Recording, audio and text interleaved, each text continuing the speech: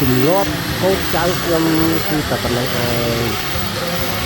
គឺអ្វីក៏តែមានចម្រៀងអមដាក់ក្បែរទៅគ្រាន់តែដល់អារម្មណ៍ទៅមកបានទៅអត់មានចម្រៀងគាត់មិនទៅនេះទេគាត់មិនទៅចូលចិត្តណាទេ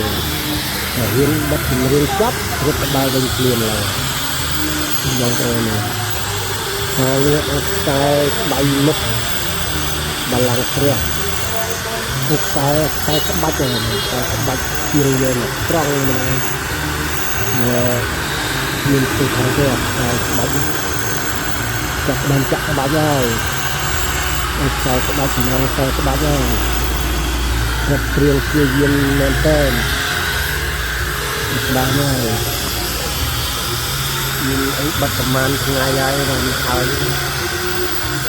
នៅឧស្សាហ៍ក្បាច់ថ្មកែយើងបិទកម្លាំង